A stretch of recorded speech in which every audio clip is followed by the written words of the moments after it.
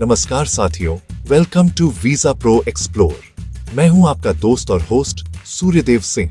दोस्तों, आज हम एक ऐसी यात्रा पर निकल रहे हैं जो सिर्फ एक सफर नहीं बल्कि एक खोज है। एक ऐसी जगह की खोज जिसे उगते सूरज की भूमि कहा जाता है, जहां भारत की पहली किरणें धरती को चूमती हैं। जी हाँ, आज हम लोग अरुणाचल प्रदेश की यात्रा पर हैं।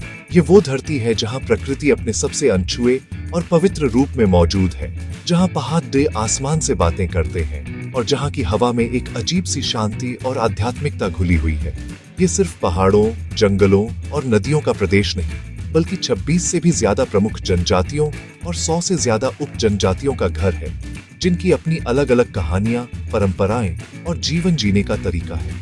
इस सफर में हम सिर्फ खूबसूरत नजारे नहीं देखेंगे, बल्कि इस धरती की आत्मा को महसूस करने की कोशिश करेंगे। आइए जानते हैं यहाँ के लोकल फूड्स, संस्कृति, झीलों, झरनों, म्यूजियम, बाजार, गुफाओं और त्योहारों के बारे में और उनका आनंद लेते हैं। हम यहाँ के लोगों से मिलेंगे, उनकी कहानियां सुनेंगे, उनके साथ उनके त्योहारों का हिस्सा बनेंगे और उनके हाथों से बने पारंपरिक व्यंजनों का स्वाद चखेंगे।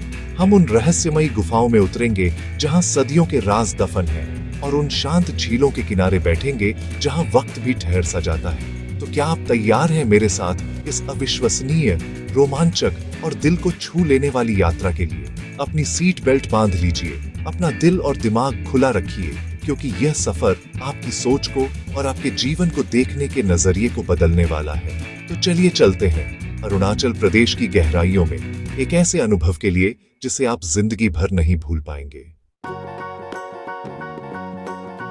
दोस्तों, किसी भी जगह की संस्कृति को समझने का सबसे अच्छा रास्ता उसके खाने से होकर गुजरता है।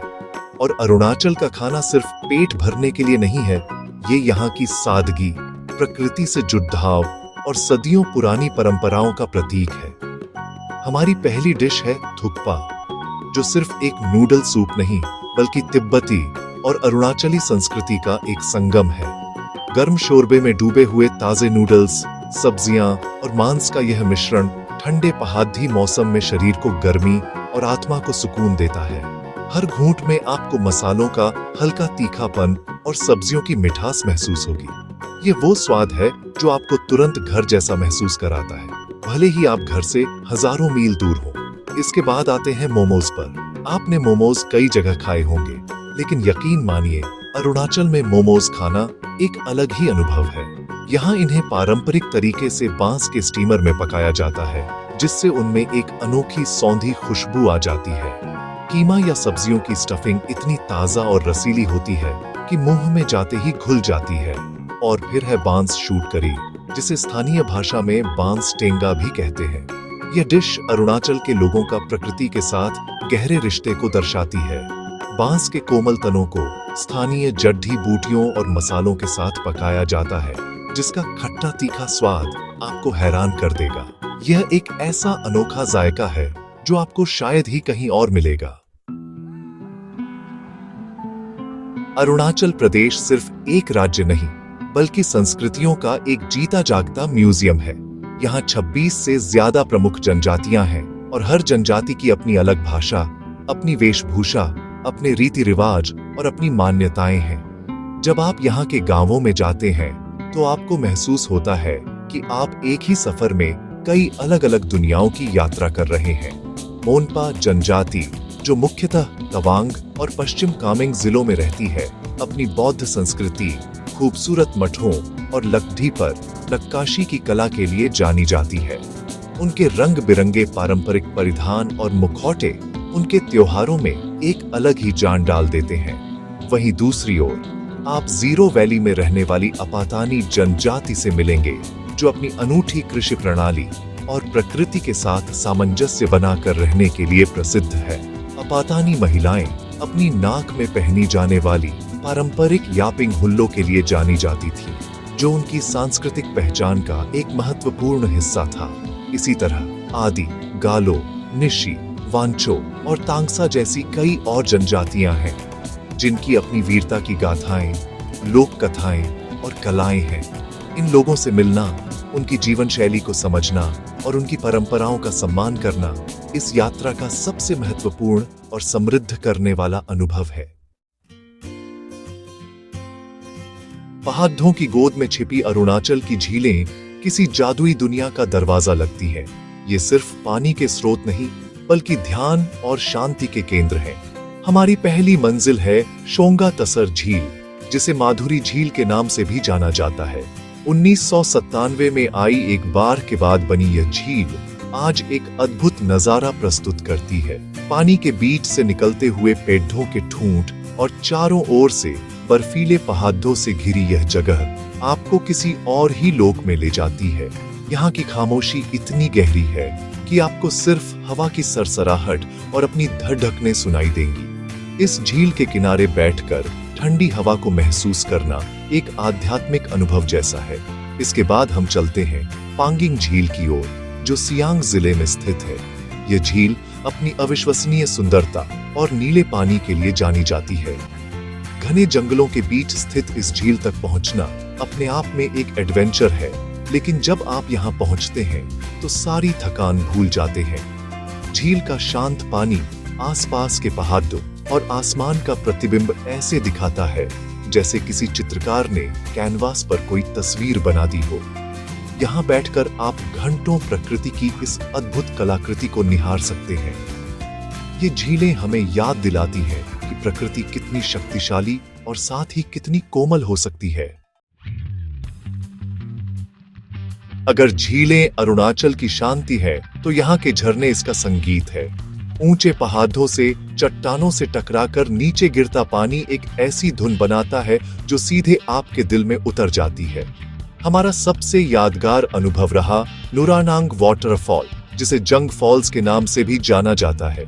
तवांग से लगभग 40 किलोमीटर दूर स्थित यह झरना करीब 100 मीटर की ऊंचाई से गिरता है। जब आप इसके पास खाड़ी डी से होते हैं तो पानी की फुहारें आपके चेहरे पर पड़ी आती हैं और झरने का शोर आपके कानों में गूंजता है।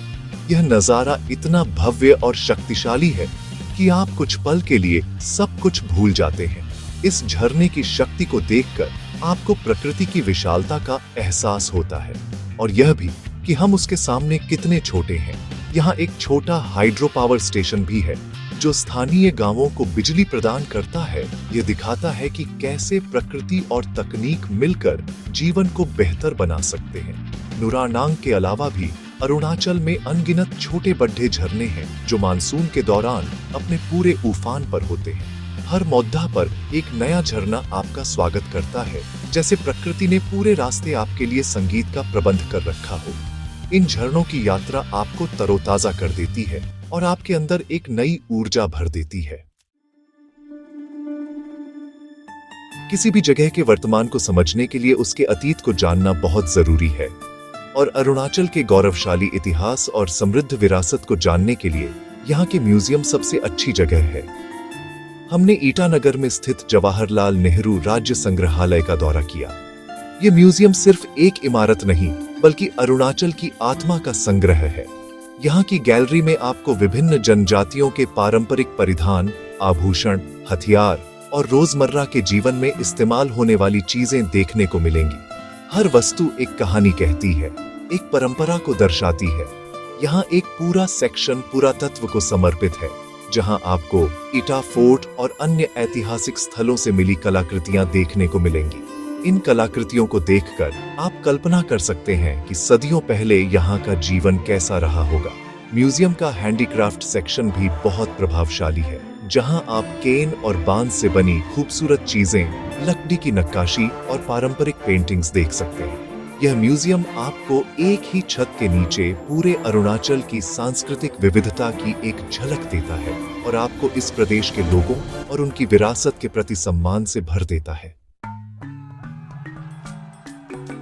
अरुणाचल के असली रंगों को देखना हो तो यहाँ के लोकल बाजारों में जरूर जाना चाहिए। ये बाजार सिर्फ खरीदने बेचने की जगह नहीं, बल्कि सामाजिक और सांस्कृतिक मिलन के केंद्र हैं। हमने तवांग के ओल्ड मार्केट और ईटानगर के गंगा मार्केट में समय बिताया।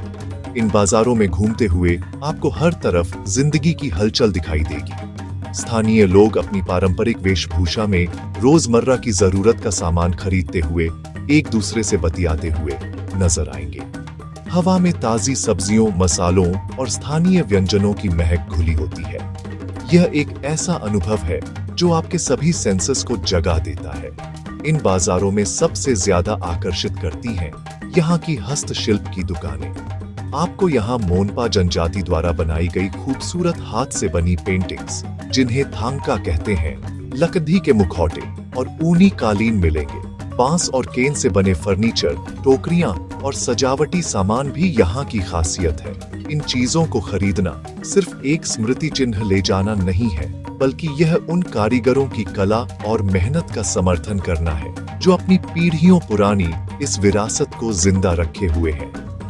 हमने यहाँ से कुछ यादगार चीजें खरीदी और सबसे बढ़कर यहाँ के लोगों की गर्मजोशी और मुस्कुराहट को अपने साथ ले आए। अगर आपको रोमांच और रहस्य पसंद है, तो अरुणाचल की गुफाएं आपको जरूर अपनी ओर खींचेंगी।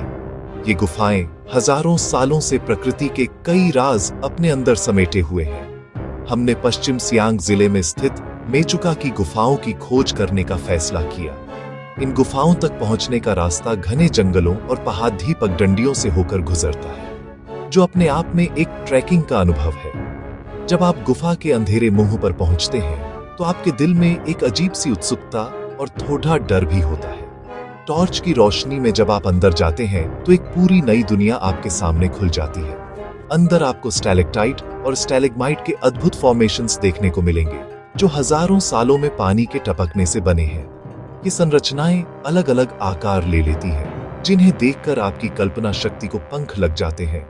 कुछ गुफाओं का धार्मिक महत्व भी है और स्थानीय लोग उन्हें पवित्र मानते हैं। इन गुफाओं की खामोशी और अंधेरा आपको बाहरी दुनिया से पूरी तरह से काट देता है। यह एक ऐसा अनुभव है जो आपको अपने अंदर झांकने का मौका देता है। यह आपको एहसास दिलाता है कि इस धरती पर अभी भी कितनी ही अनछुई और रहस्यमयी जगह मौजूद हैं, जो खोजे जाने का इंतजार कर रही हैं। अरुणाचल में जीवन एक उत्सव है और यहाँ के त्योहार इस बात का सबसे बड़ा प्रमाण है। ये त्योहार सिर्फ नाच गाने और जश्न मनाने का मौका नहीं, बल्कि ये फसल, समुदाय और जीवन के प्रति आभार व्यक्त करने का तरीका है। हमने सौभाग्य से लौसार त्योहार का अनुभव किया, जो मोनपा जनजाति द्वारा मनाया जाने वाला तिब्बती नव वर्ष है। पूरा तवांग शहर इस दौरान एक नई ऊर्जा से भर जाता है। घरों को साफ सुथरा कर सजाया जाता है, लोग नए कपड़े पहनते हैं और मठों में विशेष प्रार्थनाएं आयोजित की जाती है। इस त्योहार का सबसे आकर्षक हिस्सा है अजीलहामू नृत्य, जिसमें कलाकार मुखौटे पहनकर पौराणिक कथाओं का मंचन करते हैं। एक और प्रमुख त्योहार है सोलुंग, जो आदि जनजाति द्वारा मनाया जाने वाला एक कृषि उत्सव है। यह त्योहार अच्छी फसल और समुदाय की समृद्धि के लिए मनाया जाता है। इसमें कई दिनों तक अनुष्ठान, दावतें और पारंपरिक नृत्य पोंगुंग का आयोजन होता है। इन त्योहारों का हिस्सा बनकर आपको अरुणाचल के लोगों की सामूहिक भावना और उनकी अपनी संस्कृति के प्रति गहरे सम्मान का पता चलता है। मेहमानों का स्वागत इतनी गर्मजोशी से किया जाता है कि आप भी खुद को उसी जश्न का एक हिस्सा महसूस करने लगते हैं। यह अनुभव आपको सिखाता है कि खुशियां बांटने से ही बढ़ती हैं। तो दोस्तों, यह थी हमारी अरुणाचल प्रदेश की अविस्मरणीय यात्रा। लेकिन सच कहूं तो यह सिर्फ एक ज्योग्राफिकल यात्रा नहीं थी, यह एक स्पिरिचुअल जर्नी थी। एक ऐसी यात्रा जिसने मुझे अंदर से बदल दिया। इस सफर में मैंने सिर्फ पहाड़, ढंच, झीलें और झरने नहीं देखे, मैंने इंसानियत के सबसे खूबसूरत रूप को देखा। मैंने उन लोगों को देखा जो कम संसाधनों में भी खुश रहना जानते हैं, जो प्रकृति का सम्मान करते हैं और जो अपनी जड़ों से गहराई से जुड़े हुए हैं। अरुणाचल ने मुझे सिखाया कि असली खुशी बड़ी बड़ी चीजों में नहीं, बल्कि जीवन के छोटे छोटे पलों में है। एक कप गर्म थुक्पा में है, किसी अजनबी की मुस्कुराहट में है और प्रकृति की खामोशी को सुनने में है। यह यात्रा हमें यह भी याद दिलाती है कि हमारा देश कितना विविध और कितना अद्भुत है। उत्तर से दक्षिण, पूर्व से पश्चिम, हर कोने में एक नई कहानी, एक नई संस्कृति हमारा इंतजार कर रही है। हमें बस अपना बैग पैक करके निकलने की जरूरत है, क्योंकि जब आप यात्रा करते हैं तो आप सिर्फ नई जगह नहीं देखते, आप खुद को एक नए नजरिए से देखते हैं। आप सीखते हैं, आप बदलते हैं और आप एक बेहतर इंसान बनते हैं, तो मेरी आप सबसे यही गुजारिश है कि मौका मिलते ही भारत के इस अनमोल रत्न अरुणाचल प्रदेश की यात्रा पर जरूर निकलें। इस वीडियो को बनाने का मकसद सिर्फ आपको यहाँ की खूबसूरती दिखाना नहीं था, बल्कि आपके अंदर की उस चिंगारी को हवा देना था जो आपको अपनी कंफर्ट जोन से बाहर निकलने और कुछ नया अनुभव करने के लिए प्रेरित करे। अगर इस वीडियो ने आपको थोड़ा सा भी इंस्पायर किया है तो इस वीडियो को लाइक करें, अपने दोस्तों के साथ शेयर करें और वीजा प्रो एक्सप्लोर को सब्सक्राइब करना न भूलें। आपके क्या विचार हैं? क्या आप कभी अरुणाचल गए हैं? अपना अनुभव नीचे कमेंट्स में जरूर बताएं। अगली यात्रा तक नमस्ते। Keep exploring and stay curious.